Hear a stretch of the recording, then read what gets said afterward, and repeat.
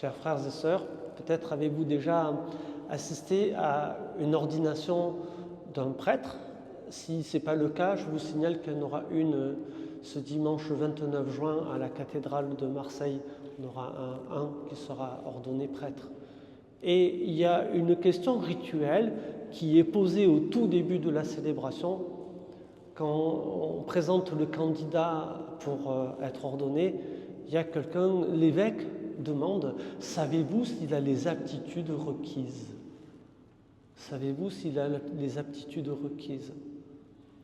Et en général, il y a quelqu'un qui se charge de présenter le séminariste, le candidat à l'ordination, et qui il n'est pas là pour faire l'éloge du pauvre candidat, mais pour argumenter, oui, voilà, tel point, il coche telle case, c'est pour ça qu'on peut leur donner ce gars-là, on peut leur donner prêtre.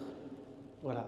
C'est ce qui s'est passé il y a à peu près 26 ans pour moi, c'était le 30 mai 99, et c'est ce qui se passe à chaque fois qu'on va ordonner un nouveau candidat à la prêtrise. La question qui se pose, vous voyez, parce que la question rituelle qui est posée au moment de l'ordination, c'est ça, une question d'aptitude requise. Qu'est-ce que ça veut dire? Est-ce que pour être un bon pasteur, c'est une question d'aptitude? Vous avez entendu la question que Jésus pose à Pierre dimanche dernier, avant de lui dire « Sois le pasteur de mes brebis ». Quelle est la question qu'il lui pose? « M'aimes-tu » Elles sont où les aptitudes requises? L'aptitude principale, c'est d'aimer Dieu. C'est ça, tu aimeras, ça nous remet face au premier commandement, tu aimeras le Seigneur ton Dieu de tout ton cœur, toute ton âme, toute ta force. Pierre, m'aimes-tu? Voilà la question fondamentale. Et je pense que pour être un bon pasteur, la première question qu'il faut se poser, c'est est-ce que j'aime suffisamment le Seigneur pour m'engager à sa suite? Personnellement, moi, vous savez, quand on célèbre ce dimanche du Christ bon pasteur, avec tout la prière pour ceux qui sont pasteurs et ceux qui vont le devenir, je me pose toujours la question, est-ce que je suis un bon pasteur? Franchement, j'en sais rien. J'en sais rien. Vous voyez, ça fait 26 ans que j'exerce le ministère de prêtre et je ne sais même pas si j'ai commencé à être un bon pasteur. Je pense que j'aime bien le Seigneur. Oui, comme Pierre, je peux dire « Oui, Seigneur, tu le sais, je t'aime. » Ça, c'est vrai. Mais est-ce que je suis un bon pasteur? Franchement, j'en sais rien. Vous allez pouvoir mieux en juger, vous, que moi, finalement, pour répondre à cette question. Moi, je ne pense pas être suffisamment objectif pour pouvoir y répondre. Ceci étant, il y a quand même des éléments qui nous permettent de savoir quand même comment on peut exercer le ministère d'une manière à peu près potable, me semble-t-il. Un des premiers points que j'aimerais souligner, et c'est en m'inspirant de la première lecture que nous avons entendue, c'est cette délicatesse de Paul et de Barnabé qui s'adressent aux Juifs en leur disant « Regardez, on vous a adressé la parole à vous en premier parce que c'était notre rôle. Mais la parole, vous n'avez pas voulu la recevoir. Alors tant pis pour vous, et nous, on va se tourner vers d'autres qui, eux, veulent bien accueillir la parole de Dieu. » Et ce que j'aime beaucoup dans ce que dit Paul ici à ces Juifs qui l'interpellent, là, qui sont jaloux, qui sont contre lui, même certains s'opposent à lui, et on a entendu dans ce passage de l'Écriture, c'est le respect de la liberté de ces hommes. Ils ne cherchent pas à les convaincre, il ne cherche pas à leur imposer sa foi. Il leur dit simplement, on s'est adressé à vous, vous n'avez pas voulu accueillir notre parole, c'est pas grave, maintenant on va s'adresser à d'autres. Le respect de la liberté. Il me semble que c'est le point numéro 1 pour être un bon pasteur, c'est celui de respecter la liberté des gens que l'on est censé conduire dans le ministère. Ça, c'est le point fondamental. Et je pense que c'est ça qui va faire, vous savez, la différence entre un pasteur et un gourou, quelqu'un qui cherche à influencer les autres. Non, le point fondamental, c'est de toujours respecter la liberté. Quelquefois, selon les personnes que l'on croise, il y a des gens qui vont être en inconfort par rapport à ça. Ça ne va pas leur plaire qu'on les renvoie à l'exercice de leur liberté.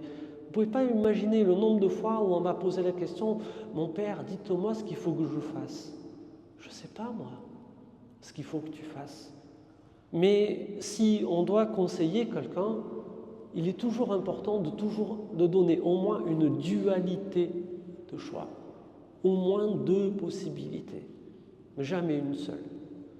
Et en donnant une dualité de possibilités, on renvoie la personne à sa liberté et c'est elle qui va choisir ce qu'elle veut bien faire. Mais en aucun cas, on est là pour dire aux gens ce qu'il faut qu'ils fassent. Voilà, ça c'est, me semble-t-il, un point fondamental, le respect de la liberté pour être un pasteur à peu près correct. La deuxième chose, c'est qu'on n'est pas censé conduire les brebis à nous. On est censé conduire les brebis comme Jésus lui-même. Jésus, lui, il est conduit vers le Père, et moi, mon travail, c'est de vous conduire à Jésus-Christ. C'est de vous aider à mieux le connaître, peut-être à mieux l'aimer. C'est ça mon rôle un petit peu de pasteur. Vous savez, comme Jean-Baptiste qui va désigner Jésus en disant « Regardez, voici l'agneau de Dieu ». Et quand certains des disciples de Jean-Baptiste vont quitter Jean-Baptiste pour se mettre à suivre Jésus, on va lui poser la question « Jean-Baptiste, ça ne te chagrine pas que des gens te quittent pour suivre le Christ ?» Et vous savez ce que va répondre Jean-Baptiste? Je trouve cette réponse remarquable et c'est un petit peu mon credo en tant que prêtre aussi. Il faut que lui grandisse et que moi, je diminue. Là, on a un bon critère pour savoir qu'est-ce que c'est un bon pasteur. Celui qui est capable de vous désigner le Christ, qui vous invitera toujours à le regarder lui principalement et ne pas regarder celui qui vous désigne le Christ. Lui, il faut qu'il grandisse et que moi, je diminue.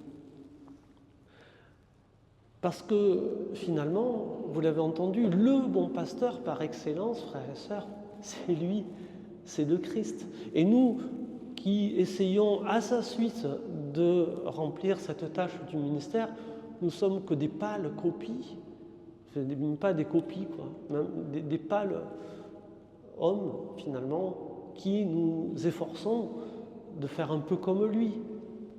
Mais on n'égalera jamais, honnêtement, le Christ Jésus.